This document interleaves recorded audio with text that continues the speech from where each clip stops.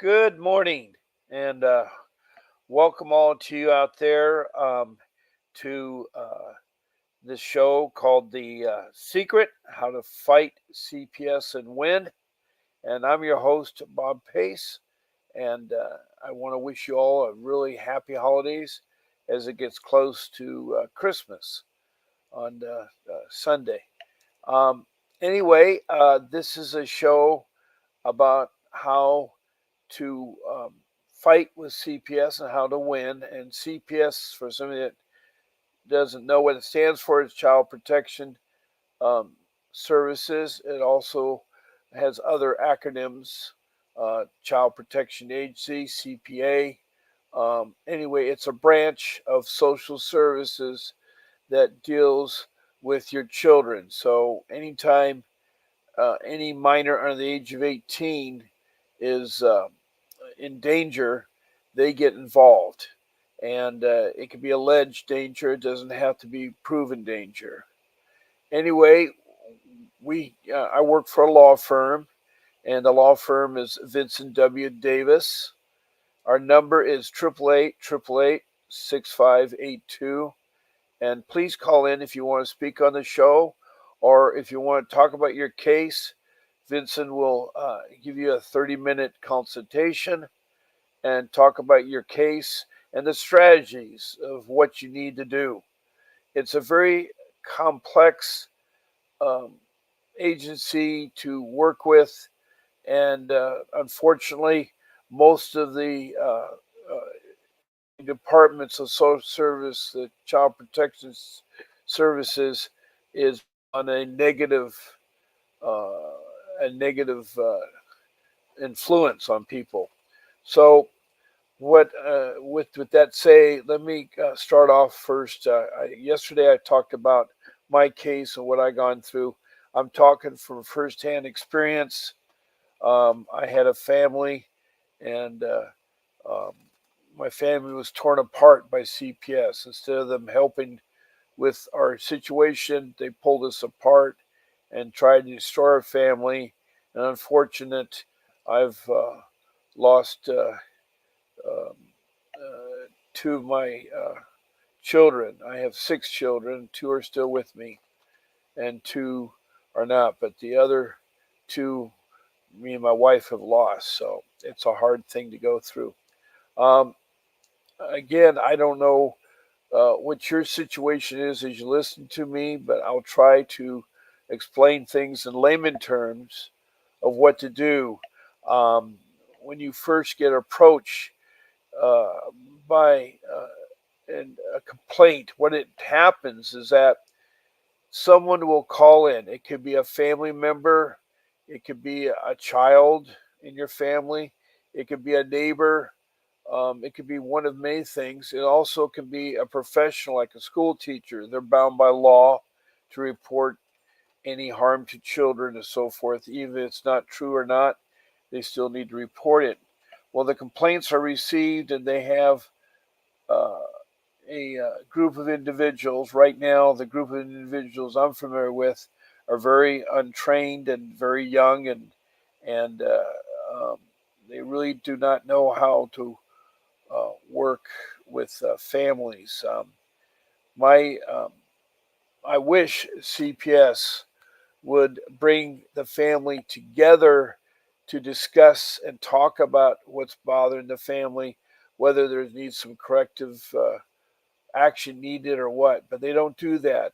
Their ploy is to break the family apart and keep them a long time in their hands through foster care and other means because they receive funding from the government and from the state um, of how uh, to fill their coffer with money. It's a money making business. It's not really there to help people. Sad to say, the experience that I've seen now is that um, they will you end up losing your children. It isn't a positive experience. It's a very negative, very traumatic experience. And so your first step is you're going to receive a letter or a phone call My recommendation is that you don't need to answer the phone calls or return calls to social worker. You need to read the letter, and if there's any problems in the letter or you feel like it's not right or anything, what you need to do is you need to get a hold of an attorney. It's like a doctor. If something's bothering you as a doctor, as a person, you need to see a doctor that gets you better. Well, the same thing goes true with this. You need to see an attorney, and the attorney will be the mechanism to help you go through this very traumatic time. It's very, very traumatic. Usually, after you receive the notice and they try to get a hold of you, they'll try to do interviews in your home. You don't want to bring them into your home. Your home's your castle, and you don't need to bring them in there. Um, what you need to do again is get that attorney. That attorney will tell you what to do and what not to do. The um, uh,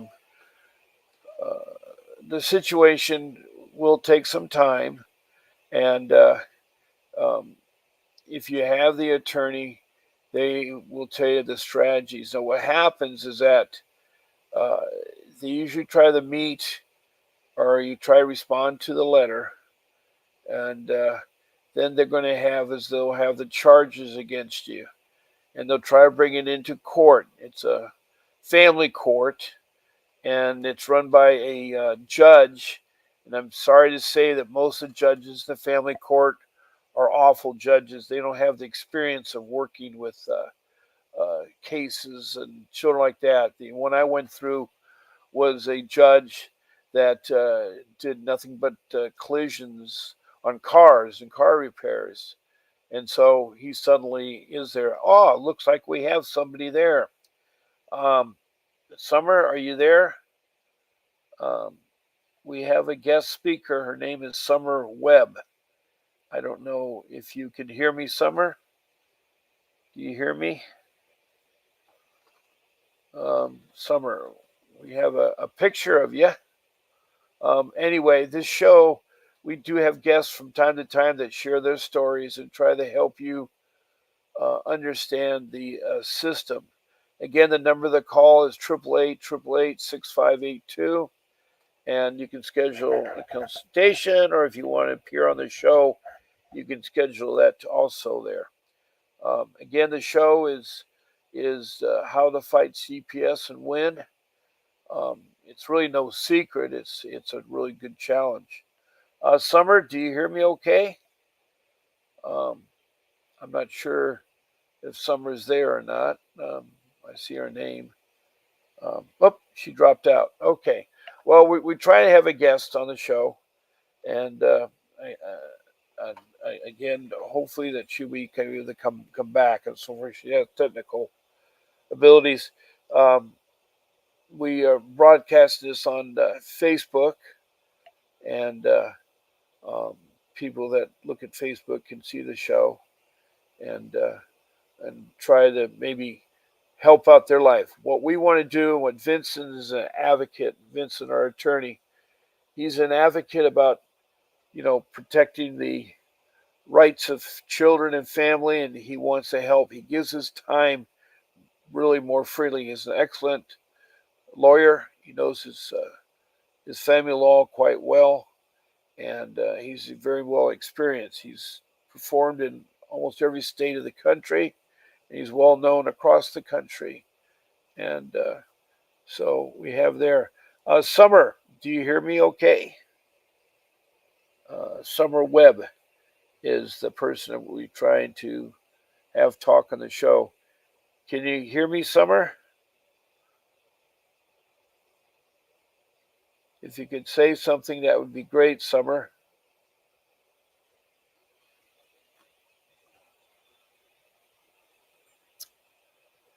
Waiting to see Summer come on. We'll give it a few minutes here. Nope, she dropped out again. Okay. As I was talking before, the uh, the charges, they may or may not be true. They they do this after they have. Oh, there she is. Hi, Summer. Do you hear me? I can wave you hi. I don't hear your voice. I see you, but I don't hear your voice. Um, I have no. I don't hear your voice. I don't hear your voice. Don't hear your voice. Okay. I saw your picture. Well, we saw Summer for a second.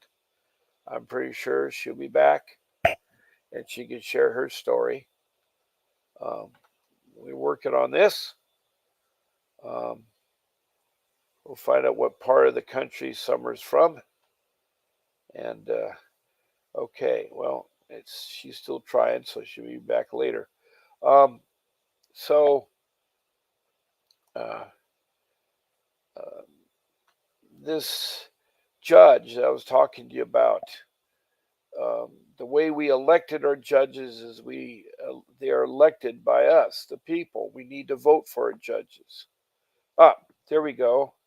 I hear it Can you hear me clicking. now? Yeah, I can hear you now, Summer. Great. Welcome to the show. Hi, how are you? Um, oh, pretty good. What would you like to talk to us about?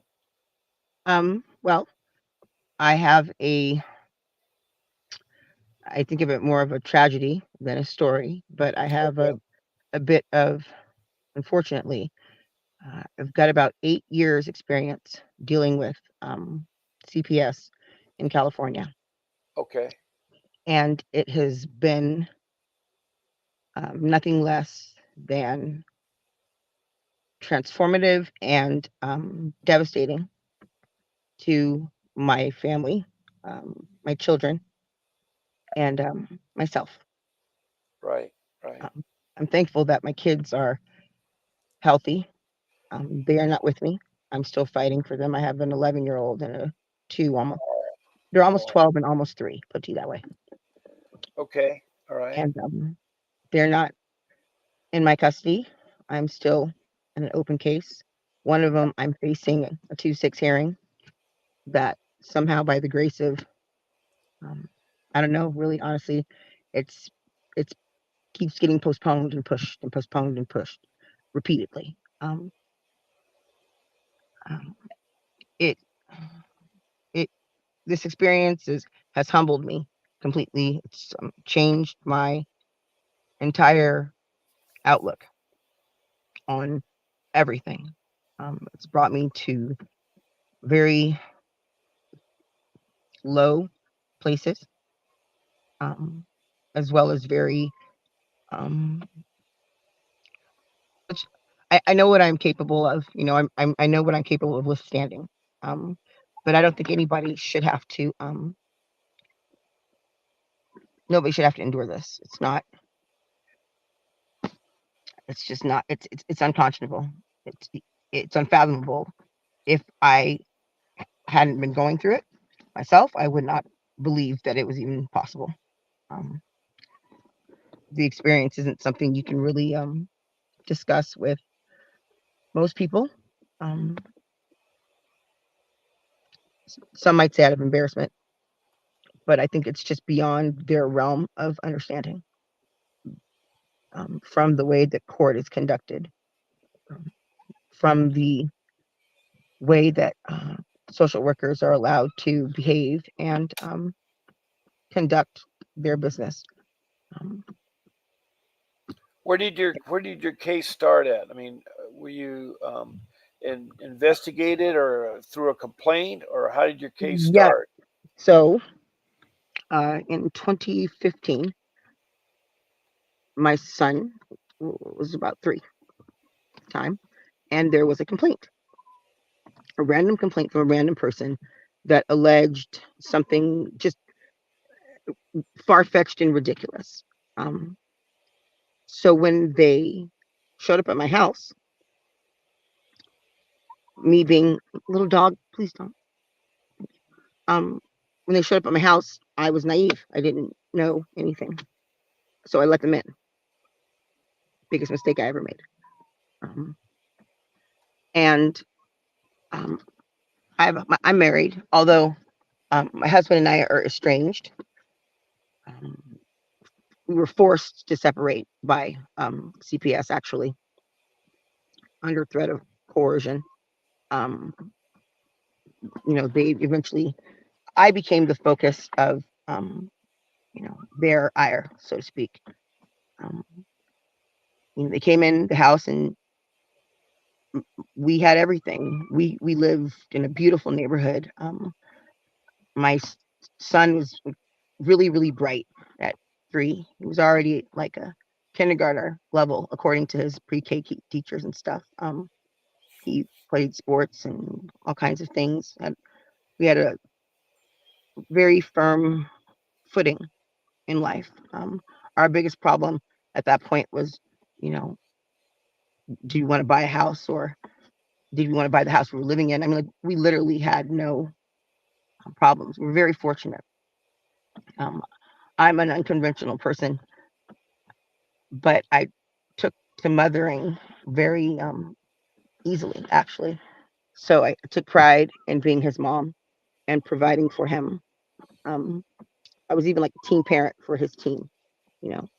I, so when they came in and they asked all these questions, me thinking, you know, telling the truth, I just told the truth. Buddy, stop. I just told the truth. Um, they were inquiring about, I believe the allegation was that um, um, our son had been left home alone while one of us went to work one day, albeit briefly. Um, and then there was another allegation that the other parent, which was me, I worked nights at the time, um, that I didn't come home after work. Now, mind you, we are a 2-parent household, and we were even fortunate enough to have my son's godfather live nearby and help care for him. Um, I thought that would be it. They asked me questions about my life growing up. Great, no problem. Um, they asked me questions about personal habits and whatnot. Yes, I smoke cigarettes. Do I drink?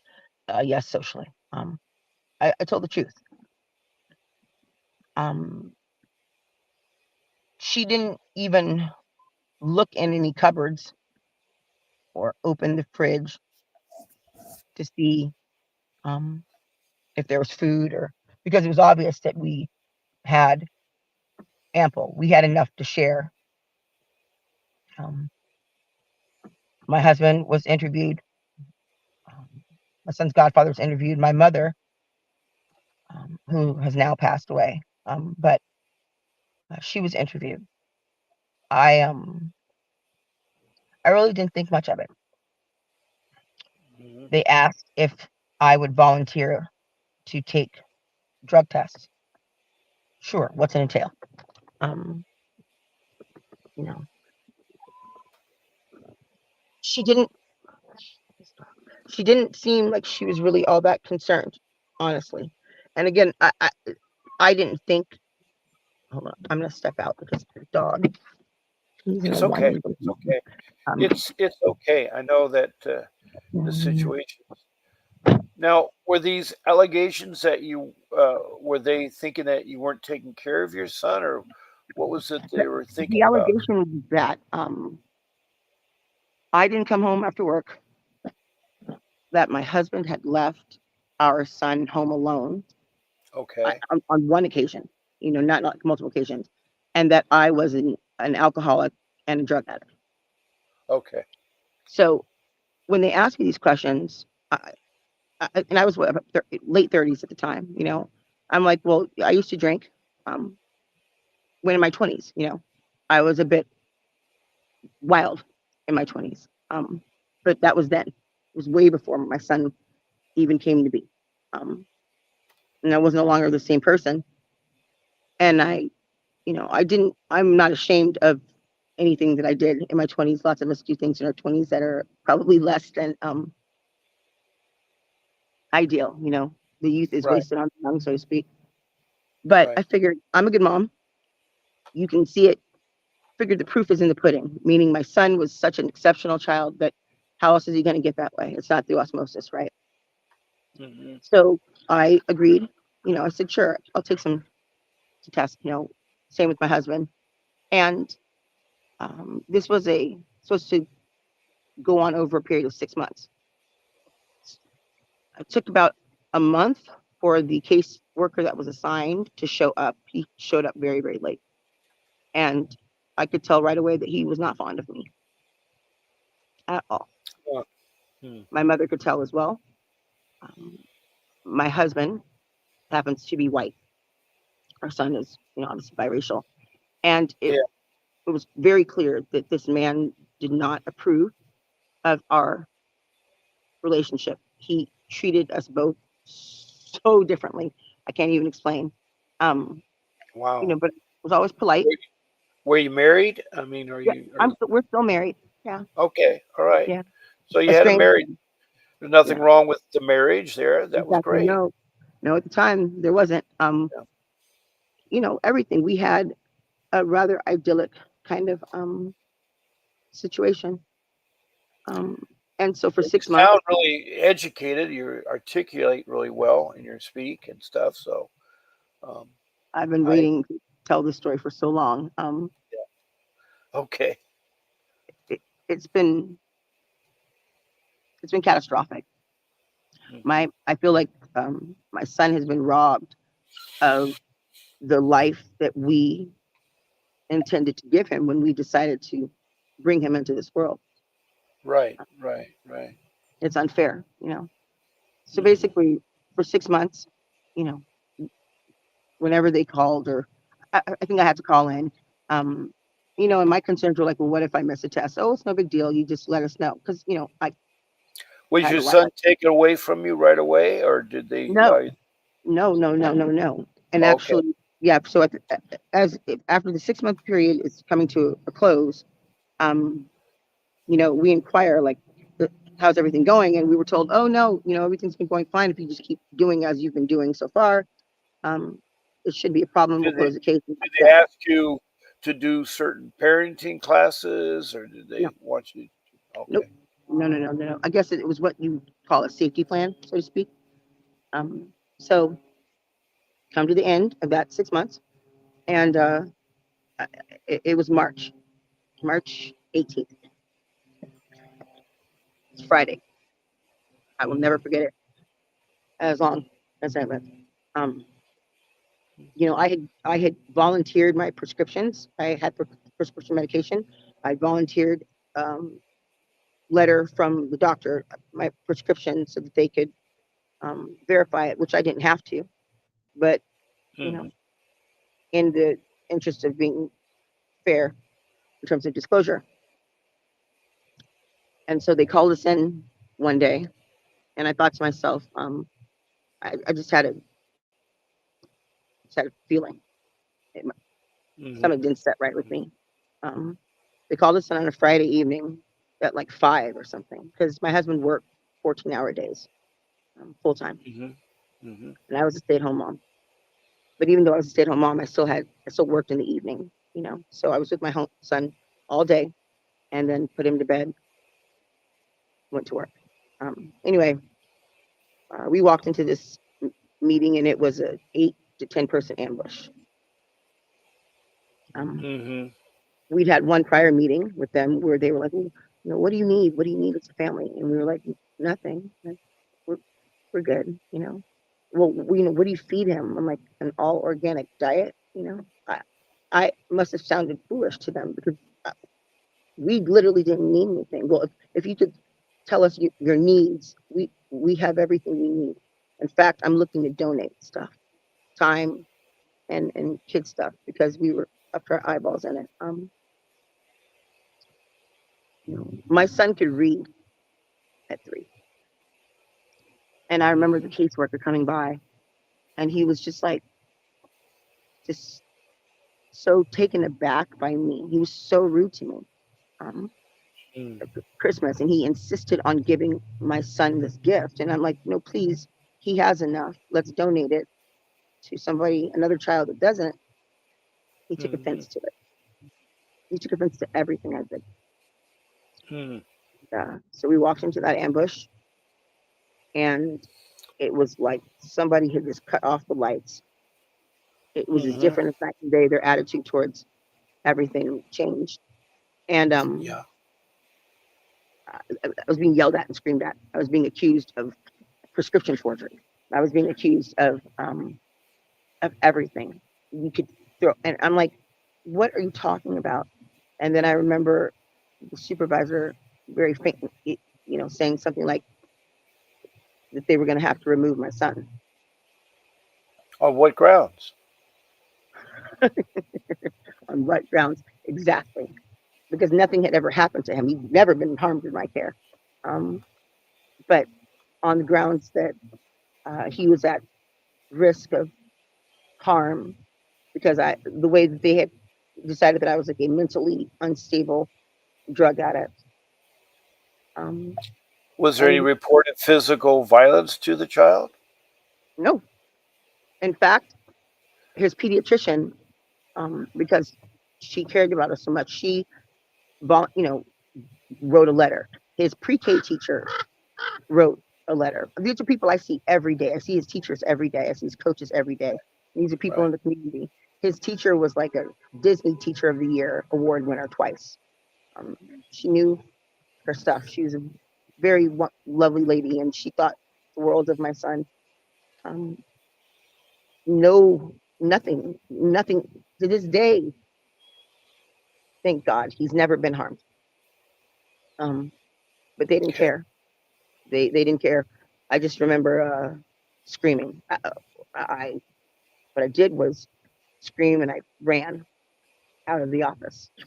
And I don't know what I was running for. Um, my son, they had asked that we bring our son with us that day, and I Wow. and I just I declined to do so because he had come to the office with this once before, and he was put in a room with other small children. And when we got back to the car, I asked him how it was, and he said, "Mom, I have a question." And he's a very precocious kid, you know. He's like, "There's something very wrong." And I said, "What was it?" He said, "Well, this baby was crying, and the baby was crying and crying, and I looked around for an adult for help, but none of them were paying attention." He said, and I said, "So what happened? What'd you do?" He said, "Well, I went over to the baby and I gave the baby a hug, and that's when somebody came over." And I said, "Well, did you help the baby, feel better?" He said, "I think so." He's 4 years old at this time, and because of that experience, I was like, "I'm not bringing him into that building anymore." And so, Hmm. next thing I know, where's the child screaming? I'm not. I'm on my knees. My husband was sitting in a chair, and I was sitting on the floor, just rocking back and forth, um, crying, screaming, "Don't take him from me." Um, and there were 6 or 7 different people were in my face, like a gauntlet. Um, and I'm hysterical, trying to maintain composure, but it was impossible. It was like all the air was coming out of the room. And so I remember saying something like, "Can he go to my mom's house?" And well, we'll have to think about it. But Yeah. and they said, "Well, why don't you leave?" And that's how it all began. They kicked me out. Wow. They kicked me out of my house, and so we had to go back to the house. I couldn't even say goodbye to him. I had to wait in the car down the street while my husband took him to my mom's. And then for the next 3 days, I just sat there and cried. I mean, I was sick. Um, Hmm. Initially retained an attorney and chose this one because they had personal experience in that court. Um, and I wrote him a letter, very impassioned letter, borrowed money for the retainer, and then pulled myself together um, for the court date. After the fact, I now know that there was no warrant. Um, I now all the things that I know now could fill a stadium Right. Right. because I've Was taken this time to was was this rehearse. attorney retained? I mean, did you pay the Yes, attorney money? yes. I Was it a Yeah, I think public all in all defender? Right. 15,000, about 15,000. And Wow. the first thing he said was, "Is I don't really know how they're gonna get away with this because there's no nexus." Um, Child's fine. There's nothing wrong with the child. I don't really know how they have grounds to detain him, Hmm. Hmm. but we'll figure it out. And so um, there was a conflict of interest with the judge because of a family member I have that works in juvenile probation, familiar with that judge. So we changed judges. I mean, but this case dragged on for this is March 30th. My next court date was June 6th. Hmm. Another postponement.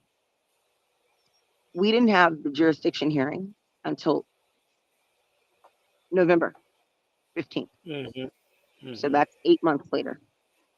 Um, Hmm. and in that time, I was made homeless. I was exiled from my home, but I still had a home to So run. who told you couldn't stay in your home? They did. The CPS people did. Court And did. Yeah. what was At, the at court. court told you had to leave the house? Yep. Where was your son at this time? My son was home. Oh, He, so he yeah, stayed in the he was house. there. Now Yeah, he stayed. who was My taking care of him? Your mother? no, my best friend, his godfather, quit his job Okay.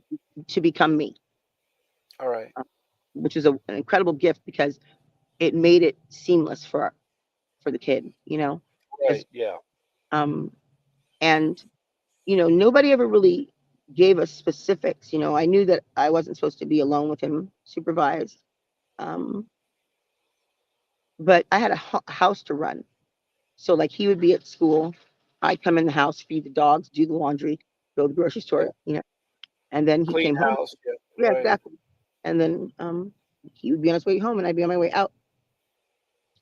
So did you have a legal restraining order to stay away from your son No, by going to no. your yard? They just They just said asked. They just asked you to I'm stay away.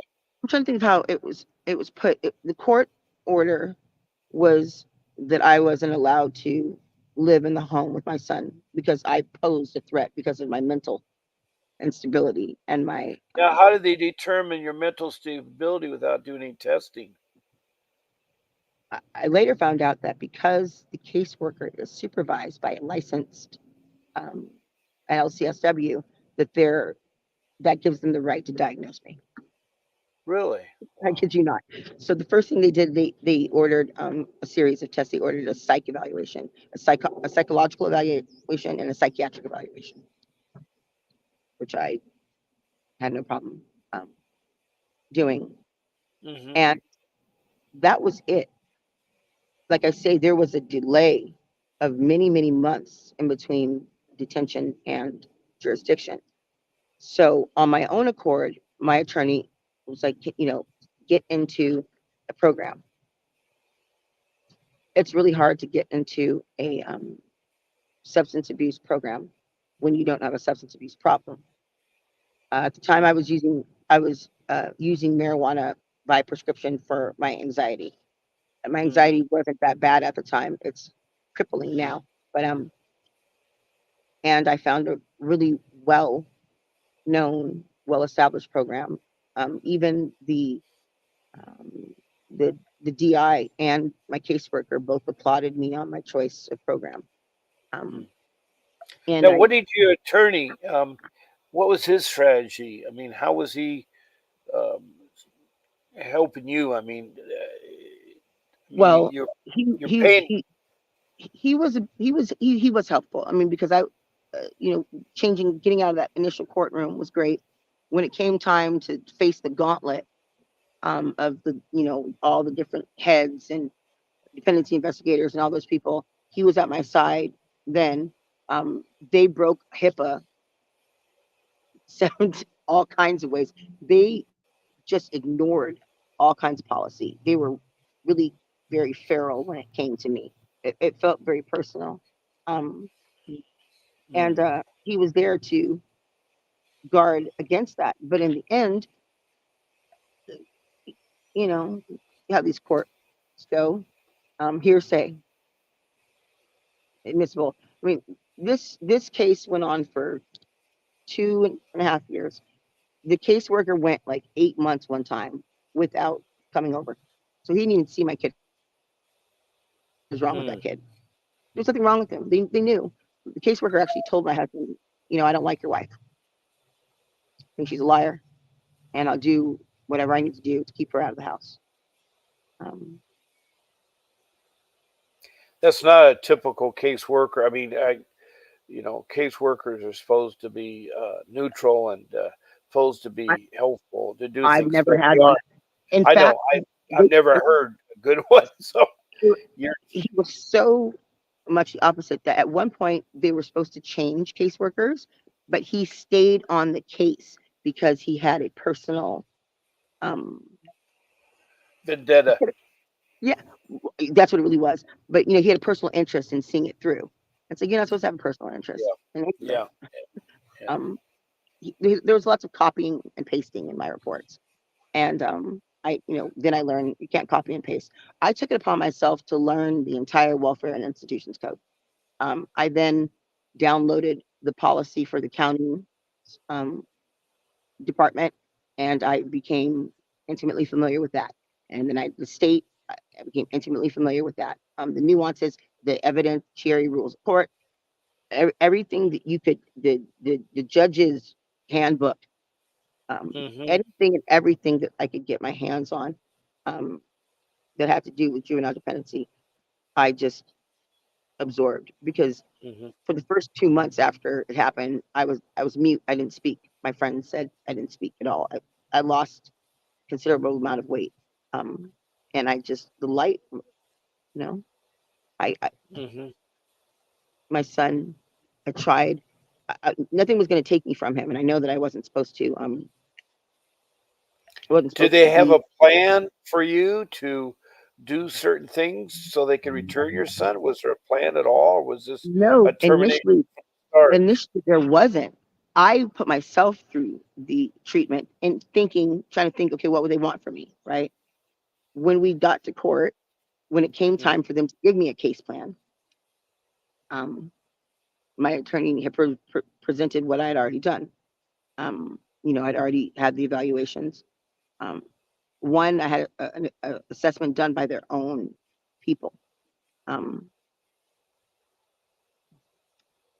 Now, mind you, I had confirmed with my caseworker ahead of time that my program to make sure that whatever. And then in court, um, when we gave them proof of, that I completed, the attorney stood up and said, well, it's the wrong kind of program. She needs to be in a dual diagnosis. So, I mean, that's useless to us. This is after I'd been in the program for 4.5 months and gave them permission. They had back and forth with the clinical director. Um, in court, they decided that I needed dual diagnosis. I had never even heard of dual diagnosis before. Um, and I was like, what does that mean? And that's when I found out that because my caseworker was supervised by somebody who was licensed or whatnot, that he had the right to determine that I was mentally ill, mentally unstable. Um, Mm-hmm. and so the narrative went back and forth. And in the end, um, and in the end was, like I say, a 2 years exactly, more like 2.5 years, because it was 2018, January 2018. They closed the case and they gave my husband full custody and they full physical and legal custody and just relegated me to supervised visits if until I completed X, Y, and Z, which were things that I had completed. But um, I came to find out that my caseworker never entered anything into evidence on my behalf. It looked like I didn't do anything. Hmm. And so, the case is closed and I, we go about, living our lives. Like I said, he had been forced to leave me. He was threatened. They said that they'd take him from him if he didn't, um, exile me and divorce me. That he was failing to protect my son by allowing me near him. And it just, it sounds stupid to this day, and it will always sound stupid. I've never been a threat to any child, my child or otherwise. The thought's inconceivable. He's never even had to skin me in my care. Um, so my son seemed to, you know, handle it pretty well, but um, my husband and I decided that for my kid's best interest, that it would be best if we cohabitated. We weren't going to reignite our relationship because our relationship was pretty damaged. But we had a child to raise him in the same house together. So I had been living in a motel on couches in my car for about 2 years at that point. Um, I I'd spent $25,000 doing so. Um, Being transient was starting to get to me. And basically, what we did was we found a really big house where he could be on one side of the house and I could be on the other side of the house. But Mm-hmm. our son would have us there. And so for 6 months, um, that's what happened. And, there were some mornings where my son didn't, was a little slow to get out of bed or to go to school, or I would just lay there holding him because to do so was just sublime. Um, and so sometimes I was late taking him to school. Okay. I am not the best person when it comes to punching a clock, but kid was in school, excelling phenomenally. So but when he was in first grade, he was basically a third grader. Um, Mm-hmm. and everybody would always ask, like, how did he get like this? Um, I put, I just put my blood, sweat, and tears into it. Like I just wanted to see what he was capable of. So I exposed him to books and math and stuff probably a lot earlier than most people do. Um, but Mm-hmm. he had an aptitude for it and he loved learning. So he was doing really well in school. But uh, there was a problem with one of the school administrators. Um, and unbeknownst to me, this problem was what was going to lead to our second involvement with them. Um, I guess we were familiar to each other outside of school. Our kids had been on like a T-ball team or something um, when they were really little. Mm-hmm. I tried to put my kid into a TK program, which is like a pre-kindergarten program at the school, because we lived about 500 feet away from the school. So, as soon as he turned 4, I was like, let's get him into school. And then I went down there and, I was told, oh, no, we don't have that program here. Who told you that? Oh, the district. Oh, well, they were wrong. You got to go to this other school. Sorry. Um, Come to find out, when I enrolled him in kindergarten, the same person walked up to me and was like, oh, why didn't you join us for the TK program? And I was like, oh, okay, here we go. I could see the writing on the wall. Um, this woman, for whatever reason, um, took a shining to me. She just was not a fan of mine. When the school year started, uh, I was living 40 miles one way. My son and my husband were living it was a 60-mile trip one way for me to pick up my kid and take him to school. Mm-hmm. We were looking for a house back in our old neighborhood, right? And it would take a couple months before we found one initially. But I was very open with the school, you know, and thinking that, they would understand. Long story Mm-hmm. short, over about 6 to 8 months, because I was late picking him up. I'm sorry, because I was late dropping him off at school sometimes, because I I had begun to work during the day again, and it was very hard finding a position which allowed for me to leave, that I could work into a school schedule. It took a minute for us to get it all together. So sometimes I'd pick him up late. He got out of school at 2:35. I would get there at 2:45. Okay. We're not talking about anything catastrophic. Um, and at 2:40, my phone would be ringing. School's out. And I say the same thing every day. Yes, I know. I'm coming from work.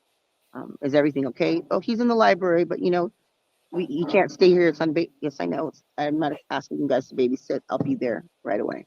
Um, uh, Same time of year, March. This is 2019. Do you still have the same attorney all this time? No, I actually let him go because he was like, there's really nothing I can do. Like they're not going to play fair here, and you can appeal.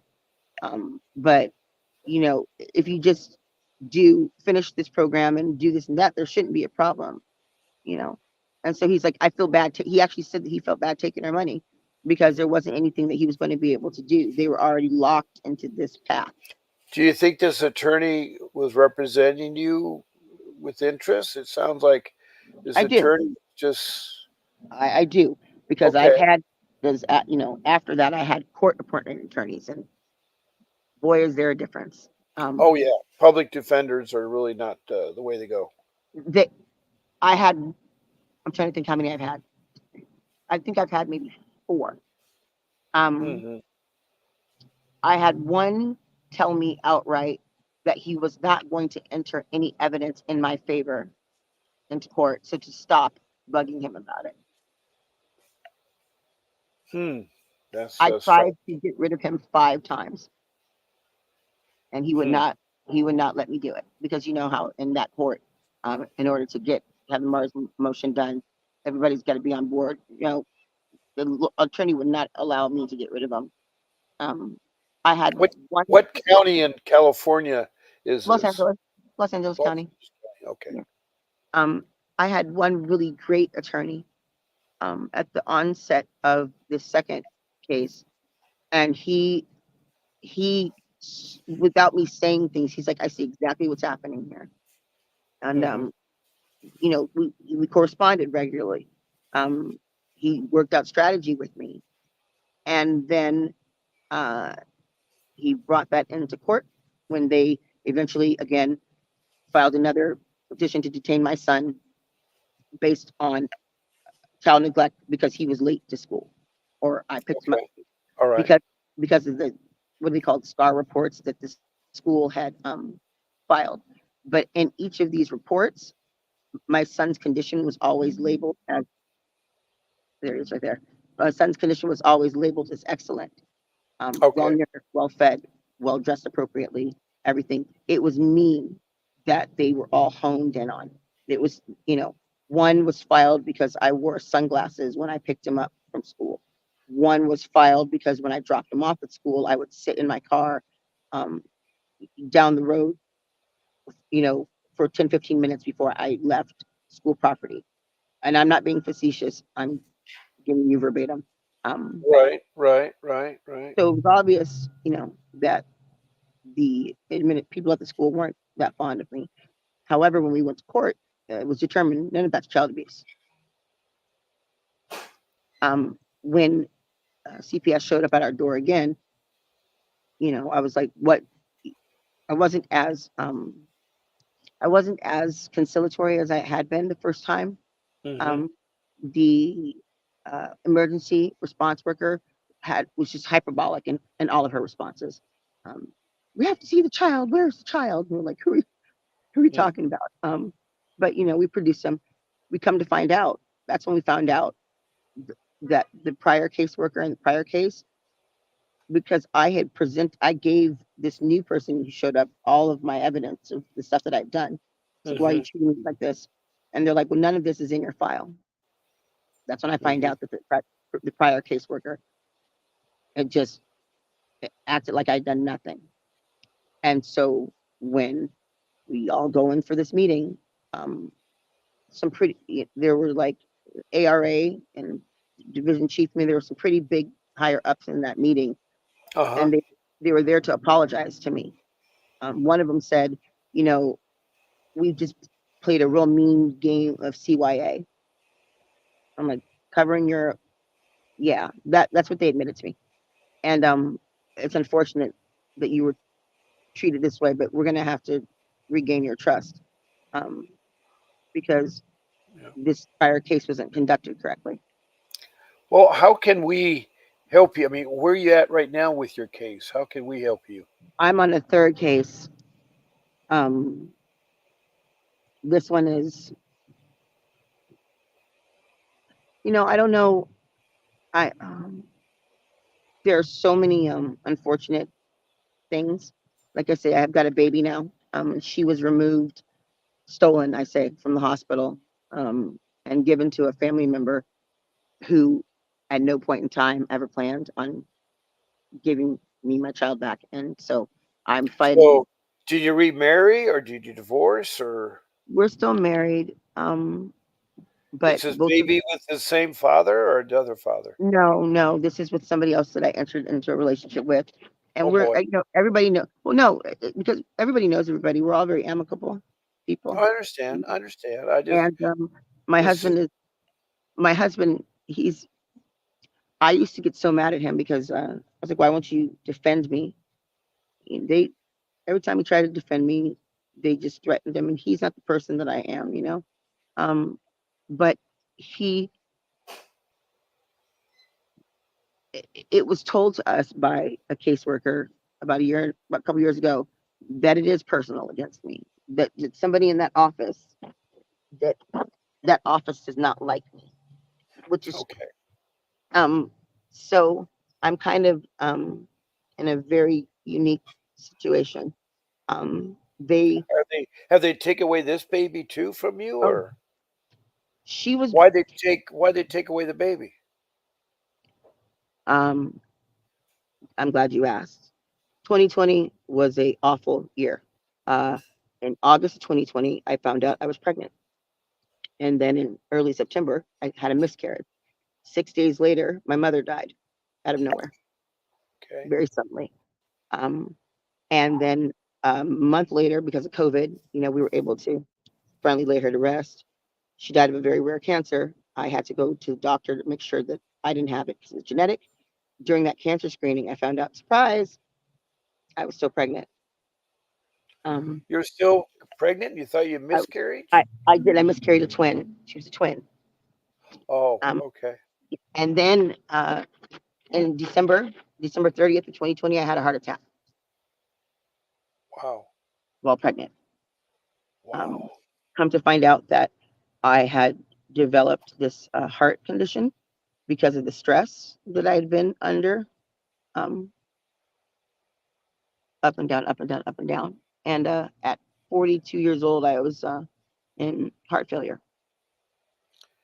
My daughter was born, and my body could only sustain us for so long. And so, 6 weeks after the heart attack, here she comes, 2 months early. And I, I I must be the luckiest person alive because she was early, but she was huge. She was almost 5 pounds Okay. um, at 7 months. She had no problems. She was on a ventilator for the first few hours of life, but other than that, she had no That's problems. great. She was in the NICU, Right. but she Right. was really healthy. And they showed up at the hospital. Oh, you didn't tell us you were pregnant. Yeah, obviously, I'm not. I'm not a fan of you guys, and you guys aren't a fan of me. I've always So, been polite, so what grounds did they take your child away? What grounds? because, I'm sorry. What? well, initially it was three different things. Initially, it was because our case with our son hadn't closed yet, so because there was one open case, but that And case you, was and already you done. cannot have children. They don't allow you to have children if you have other children. No, apparently they don't, I've heard and about that. I I've just heard about that too from lots of people. Um, you know, then they said that, oh, you tested positive for so forth and so on. I said, yeah, you mean for my prescription meds? Like, there was oh, never, you know, but they didn't care. We're not here to take your baby, they said. I'm like, you're lying. You're here to take my child. I knew absolutely they were going to take my child. Um, by the way they were treating me, they never asked if I had anything I mean, like I had everything set up for her. Nobody wanted to see it. Nobody cared. The supervisor couldn't even remember my name. She had me Mm, confused with somebody else. And my child was in the NICU.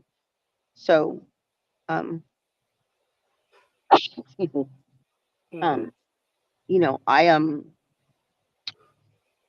they went to great lengths. Put it to you this way. Well, you tested positive. Okay, well, where's the test? Oh, well, we're working on that. What do you mean you're working on that? Um, there was never any confirmation tests. Uh, there's they never even offered anything into evidence. They just got an mm. affidavit from somebody at the hospital. They ended up Okay. breaking into my medical records and then cutting me off from access to my medical records. Um, Apparently, I learned that they had adopted my daughter prior to detention. They had found a family for my daughter. And I believe that this person may have been coming to the hospital visiting with my daughter without my knowledge. When I found out that they, were going to take her, I made plans with my mom's long-term partner to have her because she just lost my mom. They'd been together 30 years. I couldn't think of anybody else. I'd want to keep my baby safe. And Mhm, so it was COVID. Only one parent was allowed to go to the hospital, but they made an exception and allowed her to go to the hospital to bond with my daughter. mhm, And then the day that she was set to go home, she's at the hospital waiting for her, and the supervising caseworker calls her and says, "Oh, she's going with someone else. You can leave now." And that was the beginning of literally. That's what she said, and hung up. And then mm, called me laughing. It was like, "Well, we'll tell you where she is when we tell you." Hung up on me.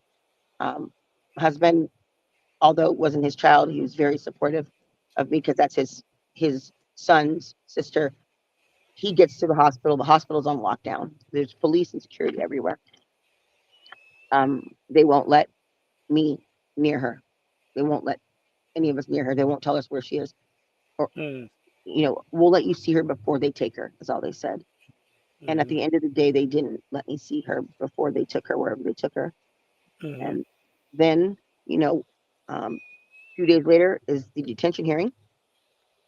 And their reason for detaining my daughter, stated on the affidavit, was that my physical residence posed a threat to her physical and emotional well-being and safety. Now, what was your physical residence? The home is not acceptable?